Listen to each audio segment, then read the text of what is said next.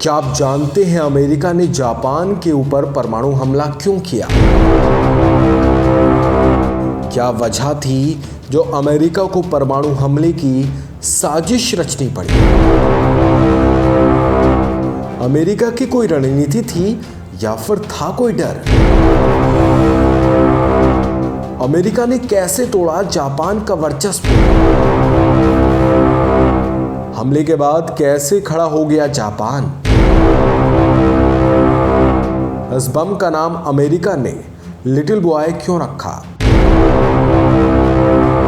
दोस्तों, आपके इन्हीं सवालों के जवाब जानने के लिए जुड़े रहिए हमारे साथ इस वीडियो में।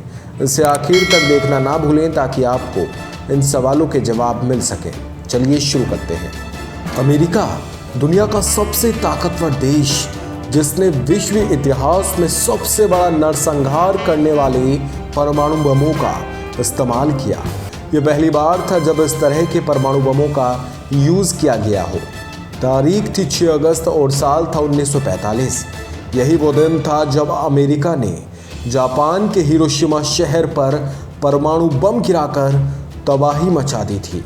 इस हमले में 2 लाख से ज़्यादा लोग मौत की नींद सो गए थे। हिरोशिमा पर हमले के ठीक 3 दिन बाद 9 अगस्त को नागासाकी पर परमाणु बम से हमला किया गया। बस उसके बाद जापान पूरी तरीके से तबाह हो गया।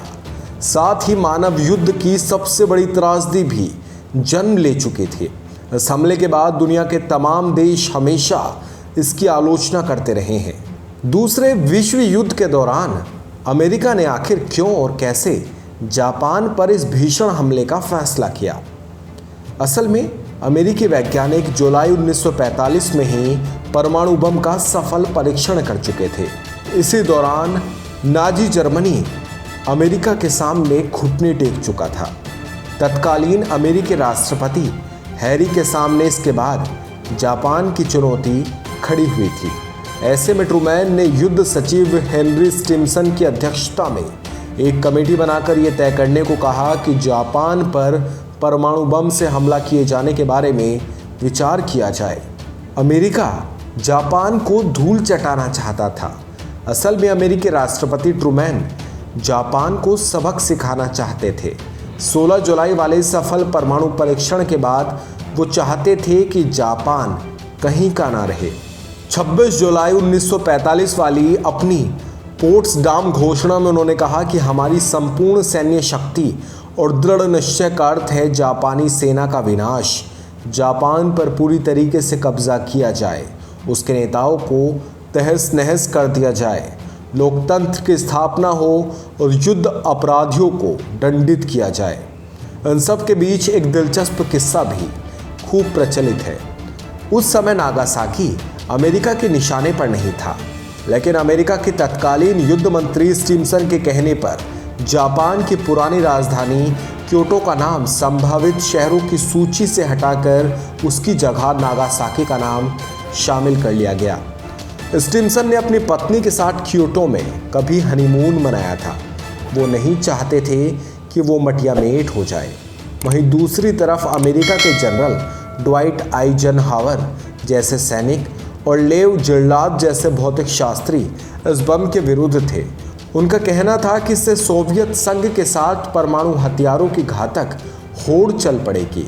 उनका ये भी मानना था कि यूरोप में जर्मनी के पराजय के बाद जापान इतना कमज़ोर हो गया है कि देर सवेर वो अपने आप घुटने टेक देगा। जब हमला हो चुका तो उसके पश्चात शहर के बाहर कुछ लोग युद्धबंदी खदानों में काम कर रहे थे। उनमें से एक ने बताया कि पूरा शहर निर्जन हो चुका था, सन्नाटा, हर तरफ लोगों की लाशें ही लाशें थी। हमें पता चल चुका था कि कुछ तो असाधारण पूरे शहर में घटा है।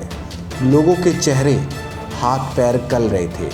हमने इससे पहले परमाणु बम के बारे में नहीं सुना था। नागासाकी शहर के पहाड़ों से घिरे होने के कारण केवल 6.07 वर्ग किलोमीटर क्षेत्र में ही तबाही फैल पाई थी।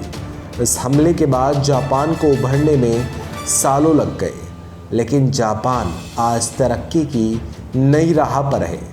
ये उसने अपने दृढ़ निश्चय की बदौलत हासिल किया है।